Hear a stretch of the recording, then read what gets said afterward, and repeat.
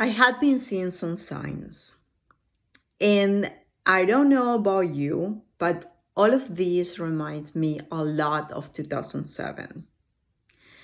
Now, 2007 was a very important year for me because it was when I started paying more attention to the economy overall, the real estate market, the stock market, the labor market, and how all of it can affect us all, even though we are not directly involved with it. So let me explain. Last week, a friend of mine called me. She had some issues with one of her rentals. This house is gorgeous, 4 bedroom, 2.5 bath, amazing neighborhood, great school. She had it rented. The tenants have been living in the same place for pretty much 6 years, going on 6 years at this point. The guy, software engineer, lost his job. The wife doesn't work. She takes care of the 3 little kids. So the 3 little kids stay at home with her. So the only one working in the family is the father. Now, he's a software engineer. He lost his job. Guess what? Due to AI. Other software engineers lost their jobs too in the same department. So the guy had been looking for a job for 3 months, cannot find anything. Why? Other companies are either not hiring or they are also laying off people. So that's one. On top of that, I don't know if you have noticed, but every time I go on social media now, I see people posting online that they cannot find jobs. Now, this is new graduates, right?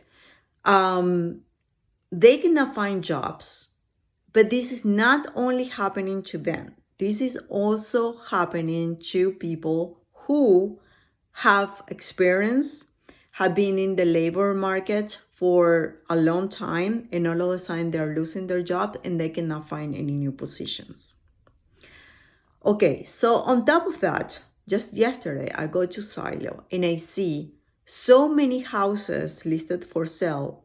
Now, in all honesty, I have been looking at the real estate market, but I go in there yesterday and I see so many houses just slashing their prices, reducing their prices, 25,000, 50,000, 100,000. They cannot find any buyers, okay? On top of that, we know that tariffs are coming. We know that that's going to generate even more inflation, and that inflation is going to be here to stay. Now, all of these tariffs are going to eventually generate jobs because the companies are going to be manufacturing in the US, or at least that is what we're hoping for. But that's going to take time. I mean, it will take a couple of years at least to see any real meaningful effect of new jobs being created in the US because companies are moving their operations to the US. So this is not a solution that is going to be a short-term solution by any means. And every day I'm going and hearing in CNBC or other places, people being so optimistic and being so hopeful of these rate cuts that are coming. Well, let me tell you, something very similar happened in 2007. The Fed started cutting rates. I think it was something like in September, close to October. And then we have a bad jobs report. And the stock just started to plummet. And no matter how many times the Fed cut rates, or it didn't matter when they cut rates or not, the stock market just continued declining and declining and declining. And if you think about it, it makes sense. When the Fed cut rates, that takes time to trickle down in the economy.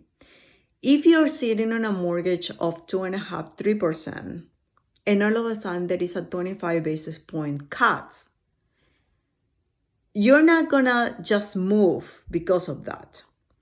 Your interest rate in in credit cards are not going to be reduced because of that.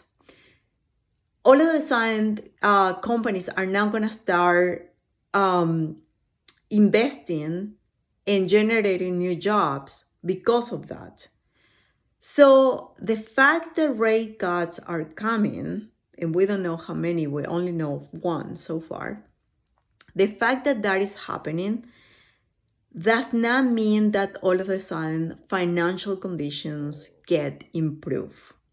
So something, or at least for me, something that I learned from that time, from 2007, is that the most important thing is to look at the labor market. And right now, the labor market is not looking good.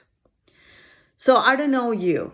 I don't know about you, but every time that I go online now and I listen to people talking about potential recession coming, I started to pay more attention because to me, a lot of the signs are pointing that yes, we could have a recession.